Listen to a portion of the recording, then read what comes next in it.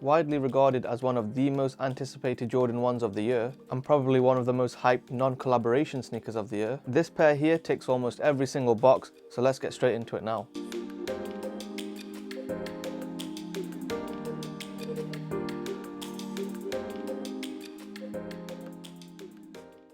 Hey up guys, Restart Really here. Today we'll be taking a look at the Air Jordan 1 High in the Yellow Toe colorway. Now although this sneaker has been dubbed Yellow Toe, the official colorway name as per the shoe box is actually Taxi. And the inspiration for this shoe, as you could have guessed by the colorway name Taxi, is the color of a conventional taxi that we all know to be that dark yellow color that we see on this shoe. I remember seeing really early leaks of this shoe which came in a much paler color, much closer to yellow, but it turns out they were either online mock-ups or just a sample that never got released. It is however quite interesting to note that this is very similar to the Zach Myers PE, and aside from that exclamation mark, the Shine Down Attention PE is almost identical to this pair. Now getting straight into the shoe, if we start from the outsole, we can see that it's in a slightly lighter color. You could maybe even argue that the outsole is actually yellow.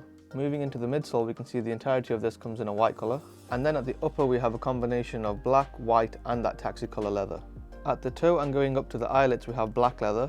And we also see black at the swoosh, the wing logo, the heel, and of course the classic black nylon tongue. Towards the midsection of the lateral and the medial side of the sneaker, we have a slightly more premium feeling white leather surrounding the shoe. And by just comparing the look and the tumbled feel of the white leather as opposed to the black leather, we can see that there's a pretty clear difference in quality. The remaining areas of the shoe at the toe, the heel, and parts of the ankle area come in that taxi colorway. We also see Nike Air written on the white tongue tag in that taxi colorway too. The leather quality of these taxi panels are pretty good. I'm not sure if it's better than the white leather, but at the very least it's equal. If we take a look at the insoles, they also come in that taxi colorway. And overall we're left with a really clean and really impressive looking Jordan 1. It's a shame that the Jordan 1 hype has dropped off so much because this would have been such an insane release had it been about 2 years ago. But having said that, now that this is less hyped, it's become more readily available for people that actually want to buy the shoe for themselves. So I guess it's worked out in the end. One more thing I'd like to add about the shoe, which might be different for other people, but the QC, the quality control on my pair, is really nice. Everything's tidy and the symmetry is great. I also think the darker taxi aesthetic as opposed to a light yellow works better too. And although we did get a really cool special box, I could not find any lace swaps attached to this shoe, which is rare for a Jordan 1. But had it come with a taxi or a white lace swap option, I probably still would have gone with the black. But that's not the point. The point is when we're paying increased retails for these sneakers, the last thing we expect is less product. Now you can't talk about the yellow toe without bringing up the shattered backboard ones. But the more I look at this shoe and compare it to the SBBs, the less convinced I am.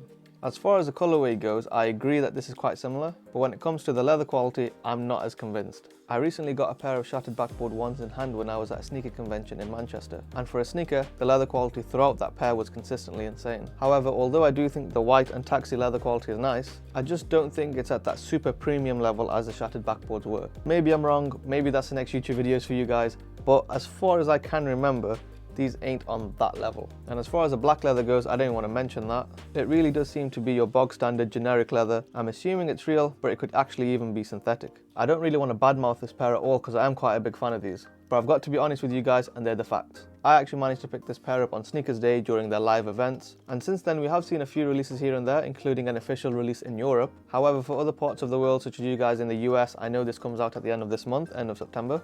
Looking at the resale prices on the market right now, these are criminally underrated and very low. I even have mates in the US who have paid about £30–40 above retail to get these in, and they've not even released there yet. So I imagine when it does release in the US, it shouldn't be that hard to pick up for retail from Sneakers or wherever. And if somehow you aren't successful, I don't see these going for too much on the resale markets anyway. As far as a value for money sneaker goes, I'm not even sure if there's a better shoe to get on the market than this one right now. But like almost every sneaker release these days, once the hype dies down and time passes by, the prices will probably start to climb. So I guess my advice is, if you like this pair, there's no point waiting. And when you really think about it, how many nice yellow colored shoes can you even name? I think one of the most unique and standout things about this pair is the colorway.